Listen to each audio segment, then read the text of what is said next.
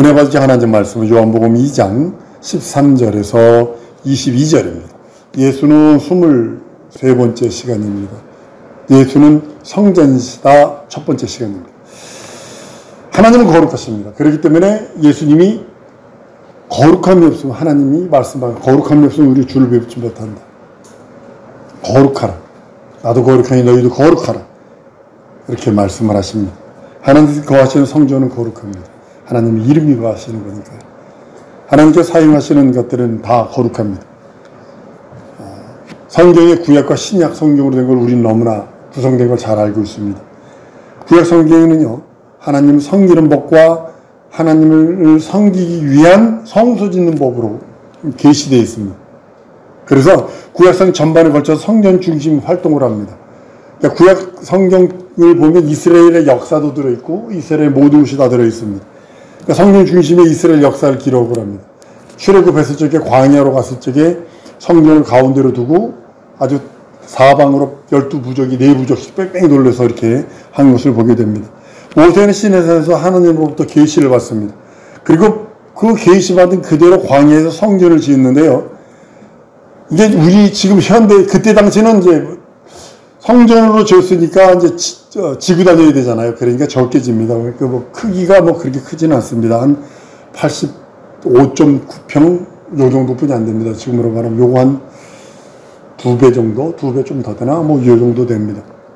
근데요, 길이가 27cm, 넓이가 27m, 9m, 높이가 13.5m, 이렇게 됩니다. 그래서 지성소는 사방 9m, 성소는 18m, 이 정도 됩니다. 그러니까 성전에 들어가서, 그러니까 어떤 분이 나 이 소리 듣고 대단히 섬뜩한 걸 느꼈어요. 자기가 성전을 건축했는데,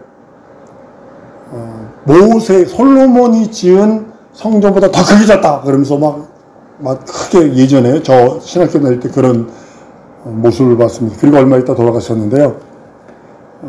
자기는 성전을 졌는데 솔로몬 성전보다 크게 졌다는 거죠. 85.9평인데 그 85.9평 그거는 광야에서 그 이동식으로 적히던 그 평수를 말한 거지 실상으로 들 적에는 아닙니다만 솔로몬이 이제 이렇게 85.9평으로 이제 완전으로 대속으로 집니다. 이 성전, 하나님의 성전은 제사장들이 이제 들어가 그러니까 성소까지는 대제사장이 매일과 같이 그러니까 떡상에 떡 차리고 향단에 향 피우고 등대에 불 켜는 일을 끝없이 합니다. 365일 하고 1년에 한 번 대제사장이 성소에 향연이 가득해서 그 향연이 지성소까지 넘어 들어갔을 때 회장이 열려서 1년에 한 번 들어가서 대제사장이 거기서 하나님께 예배를 드립니다. 나머지는 이제 성전 바깥에서 있는 그런 모습들이고요. 성전 밖에는 하나님을 섬길 수 없어요. 그러니까 성전 안에만 들어가서 섬길 수 있고요. 제사장이 여기 들어가게 되는데요. 하나님은 몇몇 제사장들이 성전에 들어가서 하나님을 섬기는 것을 어떻게 인정해 주셨냐면 이스라엘 전체가 하나님을 섬기는 것을 인정해 줬어요. 지금은 만인 제사장이 돼서 매일같이 우리가 예배할 수 있고 찬양할 수 있고 기도할 수 있습니다. 헌신할 수 있습니다. 제사장들이 이스라엘 전체의 대표가 돼서 그 안에 들어가서 하나님을 섬기고 떡상에 떡 차리고 향단에 향 피우고 등대에 불 켜서 끝없이 365일 그걸 했던 모습을 봅니다. 하나님의 성전을 통해서만 하나님을 섬기되 하나님의 성전 안에서만 하나님을 섬길 수 있기 때문에 그렇게 합니다. 성경은 모세가 시내산에서 계시받은 대로 광야에서 지어서 사람들이 어깨를 메고 다닙니다. 그리고 솔로몬이 지은 성전은 완전하게 대리석으로 짓습니다. 근데 솔로몬이 지은 성전뿐만 아니라 하나님께서는 우리 몸을 하나님의 이름을 모신 성전이라고 고린도전서 3장 16절에 말씀을 합니다. 예수께서 자신을 가리켜 성전이라고 말씀하셨기 때문입니다. 오늘 본문 말씀에 있습니다. 예수께서 성전된 자기 육체를 가리켜 말씀하십니다. 그래서 헐라 내가 3일 만에 세운다. 이제 그런 말씀입니다.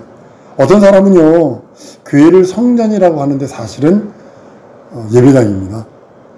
예배당이 맞습니다. 예배 드리는 집이란 뜻입니다. 예배당, 이게 맞습니다. 예배하는 집이란 뜻입니다. 성전이라 해도 사실은 무리는 없습니다. 성서적으로 교회는 회중을 말하고 있는데요. 이 예수의 몸을 뜻하고 있거든요. 하나님께서 아들이신 예수의 몸이 교회다, 이렇게 말씀을 하셨어요. 그리고 우리는 그에게 붙여있는 지체라고 성경은 말씀을 합니다. 하나님의 지체들이 모여서 예배하는 장소가 교회이기 때문에 교회를 성전이라 해도 아무런 지장은 없습니다. 근데 이제 우리가 성전 그러면 템플 그래가지고 옛날 그런 냄새가 나서 좀 잘 사용하려고 하지 않습니다. 어떤 그걸 좋아하는 사람들은 끝까지 성전이라고 그럽니다. 그리고 거기다 제단지라고 그러고 이 강대상을 뭐 법계라고 그러는 사람도 있고 주책맞은 사람도 있고요. 이제 그렇게 얘기도 합니다. 우리가 하나님의 이름을 모신 성전이기 때문에 우리는 예수 이름을 모시고 예배할 수 있습니다. 거룩한 하나님의 영을 모시고 있기 때문에 우리는 성전입니다. 거룩한 하나님의 영을 모시고 있기 때문에 성전이라고 표현을 합니다. 고린도서 3장 16절에 너희가 하나님의 성전인 것과 하나님의 성령이 너희 안에 거하시는 걸 알지 못하느뇨? 라고 말씀을 합니다. 여기서 너희란 말은요, 개인을 가리키는 말도 되지만 전체를 포함하는 그런 말도 됩니다. 창세기에서 아담아라고, 아담이 범죄했을 때 하나님이 아담아라고 불렀을 때에는 아담 개인 하나도 되지만 전 인류를 향한 그런 뜻도 되거든요. 그렇기 때문에 여기서 모두 하나님의 성전이다 라고 했을 때 그 말씀을 잘 생각해야 합니다. 왜냐하면 우리 모두 그리스도의 지체이기 때문에 그렇습니다. 너희가 성전이다 하는 말은 그 말 뜻에서 알 수 있듯이 뿔뿔이 흩어진 상태에서 개인을 교회라 하는 것이 아닙니다. 하나님의 이름을 내 안에 두죠. 우리가 그의 지체이기 때문에 교회이지, 지체를 끊어버리고서 내가 나와서 교회다 이렇게 말하는 건 아니에요. 지체라고 하는 것을 인정하는 상태에서 교회이지. 개인이 회중 속에 들어와 있어야 교회요 성전입니다. 나는 포도나무에 너희는 가지니 너희가 내 안에 있으면 과실을 맺고 나를 따라서는 아무것도 할 수 없다. 그리고 절로 말라버린다 이렇게 말씀하신 이유가 우리는 신앙생활 혼자 하는 것 아닙니다. 여기 이제 무교주의자들 이게 코로나19 때문에 무교주의자들이 너무 많이 생겼어요. 아주 심각한 겁니다. 여러분, 무교는 이단에 가깝습니다. 건물을 부정하려는 것인지 아니면 교회의 회중을 부정하는 것인지 또렷하지는 않아요. 근데 무교주의라고 그럽니다. 성경에서는 너희라고 말했고 교회라는 회중 자체가 그리스도의 몸이고 한 무리를 이루고 있음을 알려주는 것입니다. 그래서 나 혼자 예배한다, 내가 교회다 하는 주장은 문제가 심각한 겁니다. 우리가 교회 안에 들어와 있는 것은 마치 포도나무 가지가 나무에 붙어 있는 것 같이, 나무에 붙어 있음으로 인해서 생명을 유지하고 열매 맺을 수 있는 것 같은 동일한 그런 것들입니다. 교회에서 떨어지는 것은 마치 포도나무 가지를 포도나무 가지에서 포도나무 원줄기에서 이탈하고 있는 것 같은, 그래서 절로 만들어질 수밖에 없고 멸망할 수밖에 없다고 성경은 말합니다. 1년 안에 주일 예배 참석한 사람이 신앙생활을 나태하지 않습니다. 그런데 영적 생활에 나태하고 영적 생활에 나태해서 타락하는 사람은 보면요, 주일을 빼먹어요. 예배를 빼먹어요. 예배에 관심이 없어요. 기분 좋으면 가고 기분 나쁘면 안 가고,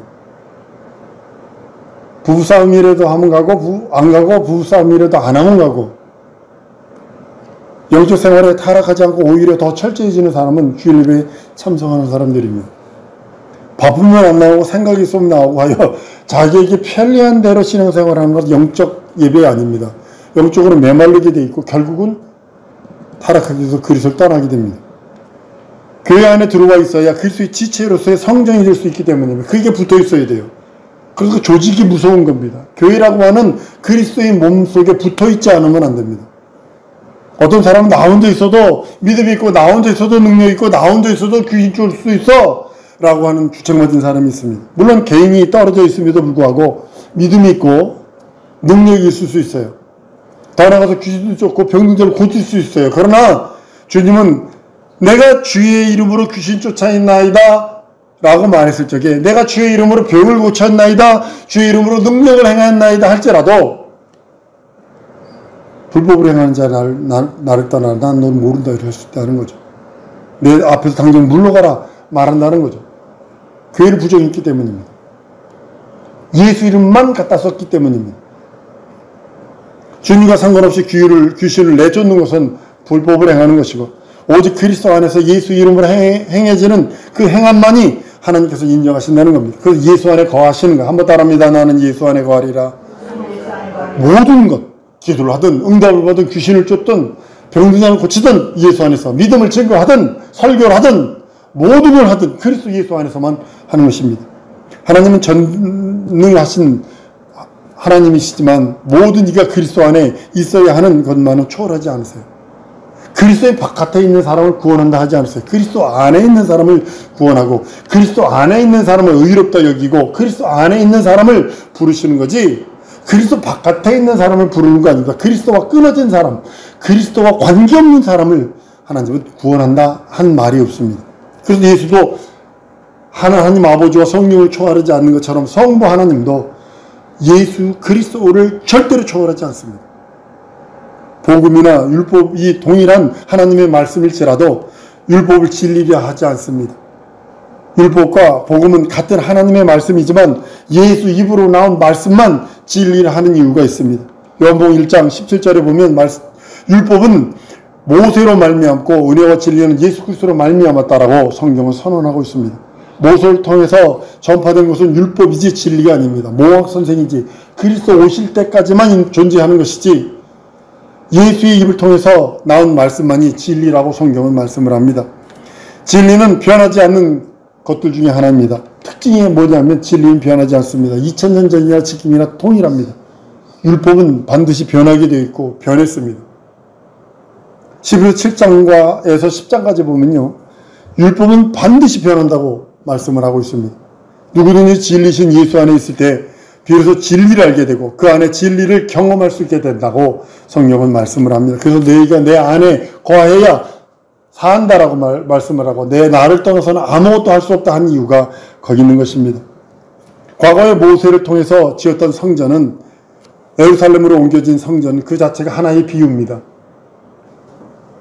모세 시대 때 어깨를 밀고 다니던 것을 솔로몬이 78.9평 졌다고 해서 그것이 실상이 아니라 비유입니다. 신앙생활 한 지 얼마 안 되거나 교회 생활하는데도 그냥 뜨문뜨문한 사람들은요. 신약 성경보다 구약 성경이 더 큰 비중을 둡니다. 왜냐하면 오래됐다고 여기니까. 오래된 것은 무조건 좋다고 여기니까. 할아버지 위험의 말씀 같고 거기 보면요.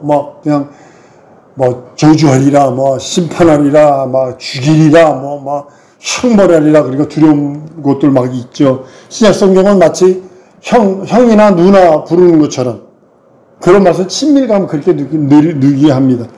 권위가 떨어지는 것 같아요. 할아버지가 이놈 하는 거와 어린아이가 예수님 감사합니다, 맛있게 먹겠습니다 하는 것 같은 느낌. 신약 성경은 그렇고 할아버지가 이놈 하는 것이 구약 성경 같고 그런 모습이라고도 합니다. 그런데 그렇지 않거든요. 그 첫 갱이고 왕이 올 때까지 그 전에 의전을 위해서 다 세팅해 놓는 거예요. 왕이 올 때까지 젓가락 하나 흐트러져도 안 되고 숟가락 하나 흐트러져도 안 됩니다. 반찬이나 모든 음식들이 정갈하게 아주 깨끗하게 있어야 합니다. 임금이 딱 먹고 나면 거기에 쑥대밭이 돼도 괜찮습니다. 그 구약 성경은 마치 뭐냐면 임금이 오실 때까지 그냥 준비해 놓는 첩경과 같은 것들입니다. 구약 성경에서 말씀되어진 것은 오히려 비유요.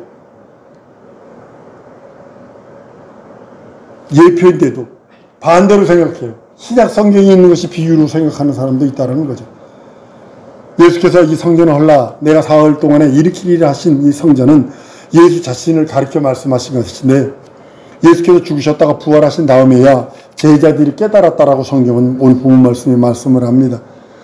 예수께서 죽으셨다가 부활하셨을 때 그것이 예수가 받을 침례요. 예수가 받아야 할 영광이요. 예수가 오신 목적 중에 하나라는 것이죠.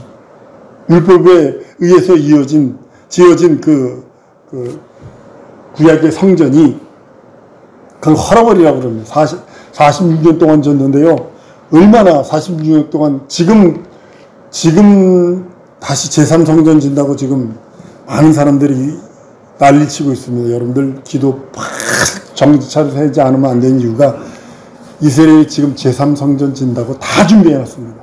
제사장도 준비해놓고 성전 그대로 금추대도 그대로 만들어 놓고 진짜 황금으로 모두 그 모세가 명한 대로 다 만들어 놓고 제사장까지 다 세워놨습니다. 이제 선언만 남았답니다. 거기 한국 목사들이 또 일조하고 있고요.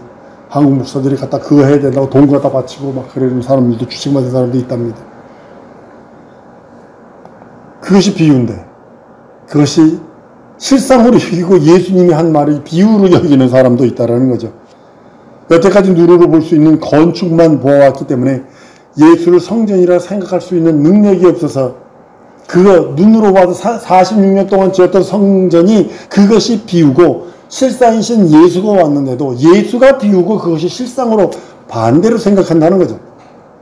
사람의 눈에 보이는 건물을 정으로 생각하고 사람을 정으로 생각할 수 없기 때문에 그런 일들이 생기는 것을 보게 됩니다. 많은 사람들이요, 여전히 예수께서 내가 성전이라고 한 말을 비유로 오해하는 사람들도 있습니다. 성도들 중에도 있습니다. 예수께서 예수의 몸이 성전이요 실체라고 실상이라고 말씀하는데도 그것을 비유로 여기는 사람들이 있다는 거죠. 구약시대 사람들은 손으로 만들어 놓은 성전이 그것이 비유요, 그것이 예표인데 그것이 오실 예수 그리스도에 대한 비유요, 예수 그리스도에 대한 그 하나의 상징인데 구약이 전체가 비유고 전체가 상징이기 때문에 그건 해석이 필요합니다. 히브리서 9장 9절에 보면요, 이 장막은 현재까지 비우니 이에 의지하여 드리는 예물과 제사가 섬기는 자로 그 양심상 온전케 할 수 없다라고 성경은 말씀을 합니다. 그리스도의 몸만이 실상이요, 그래서 구약시대 사람들이 성소에 들어가서 섬기는 일을 해도 인간의 속사람은 절대로 변하지 않습니다. 구약시대에는 변하지 않았어요. 거듭나게 하지 못해요. 만약에 구약시대에 제사장들이 성소에 들어가서 하나님을 섬기고 그 이름을 섬겼는데 변화됐다라면 예수 오실 필요 없죠. 거듭났다라면 예수 오실 필요 없죠. 그 안에서 하나님을 배웠다 할지라도 하나님의 음성을 들었다 할지라도 변화받지 못했어요. 오직 예수로만 구원받을 수 있고 예수로만 거듭날 수 있고 예수로만 변화받을 수 있다라고 성경은 말씀을 합니다. 율법은 하나님이 자신의 권위를 천사를 통해서 세상에 나타내 준 것이나 복음은 하나님의 아들이 직접 보여주신 것이기 때문에 그러합니다. 성경 대신 예수는 요한복음 1장 1절에서 14절까지 보면 태초에 말씀이 계시니라, 이 말씀이 하나님과 함께 계셨으니 이 말씀은 곧 하나님이시니라 말씀하시고 말씀이 육신이 되어 우리 가운데 거하심에 우리가 그 영광을 보니 아버지의 영광이요 독생자의 영광이 은혜와 진리가 충만하더라 라고 말씀하셔서 말씀과 하나님은 한 분이시라고 말씀합니다. 오전 설교 때 이렇게 말씀을 했어요. 성부 하나님은 뜻을 정하시는 설계자와 같다. 성자 예수님은 그 하나님의 아버지의 뜻을 100% 이루는 시공자와 같다. 성령 하나님은 성부 하나님이 정하신 뜻과 예수께서 이루신 그 모든 뜻을 보존하시고 증거하시고 보존하시는 감리사와 같다라고 이렇게 말씀을 드린 적이 있습니다.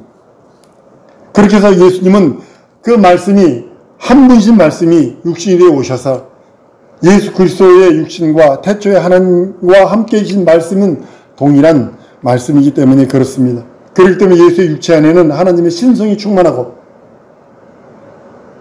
또 육체로 오셨기 때문에 우리 육체의 그 육체적인 그런 것들도 신성과 육체의 그 모든 것을 다 겸비하신 분이 바로 우리 예수님이십니다. 골로새 2장 9절에 그 안에 신성의 모든 충만이 육체로 거하셨다라고 성경은 말씀을 합니다. 우리 사랑하는 성도들이 진정으로 할 일이 있습니다. 성전인 내가 성전인데 성전으로서의 삶을 살지 않으면 안 됩니다. 내가 그리스도에게 끝없이 붙어있지 않으면 안 됩니다. 여러분, 세 가지를 내지 않잖아요.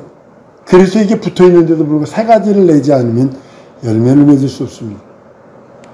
내가 예수 안에서 하나님 아버지를 섬기는 것이 여러분과 내가 해야 할 일입니다. 한번 따라합니다. 내가 예수 안에서 하나님 아버지를 섬기나이다. 네. 그리고 예수 안에서 영원히 영생합니다. 이것이 우리들의 고백이거든요. 이것이 믿음으로 충만하지 않고 성령으로 충만하지 않으면 안 돼요. 네, 우리 사랑하는 성도들 한 주간 살면서 혹은 무슨 일을 할지라도 예수 안에 있는 생명, 예수 안에 있는 구원, 예수 안에 있는 공론, 예수 안에 있는 그 영원한 속죄의 능력이 차고 넘치길 원하는 겁니다. 내가 예수 안에서 하나님 아버지를 섬기며 내가 예수 안에서 영원히 영생하겠습니다. 이것이 우리들의 기도의 아주 최상의 기도요. 또한 이것이 우리 믿음의 최고의 고백의 믿음이기도 합니다. 우리는 세상 살아가는데요. 어차피 가요. 놀아도 24시간, 열심히 살아도 24시간. 오전에 말씀드렸죠. 젊어서 고생하지 않으면 늙어서 힘든다니까요. 진짜 늙어서 힘듭니다. 젊어서 내가 미리 다 준비해 놓지 않으면 운전면허도요. 젊어서는 금방 따요. 근데 나이 들어서는요. 안 됩니다. 미국에서요. 요 한국에서도 있죠.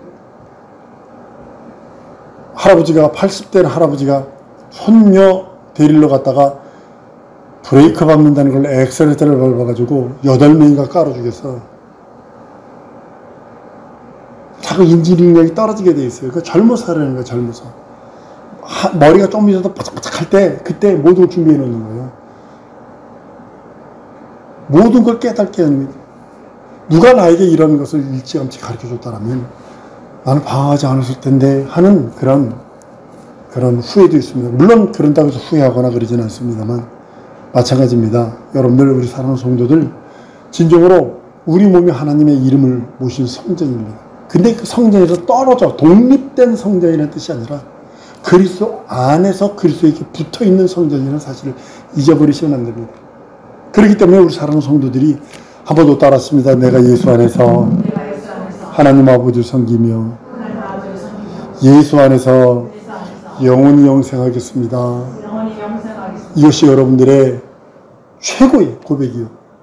예수에게 붙어있고 예수 안에 거하는 자의 최고의 자존심이요. 그러기 위해서 여러분들의 믿음이 필요하고 성령 충만이 필요합니다. 말씀이 필요한 이유가 거기 있는 겁니다. 이 시간에 우리 기도하십시오. 하나님, 나 예수 안에서 하나님 아버지를 섬기며 예수 안에서 영생하겠사옵니다. 내게 믿음 주세요. 하나님을 감동시키는 믿음 달라고 한번 기도하십시다. 하나님에게 성령 충만 주셔서 하나님을 감동시킬 수 있도록 내 역사해달라고 우리 다 같이 통성으로 기도하십니다.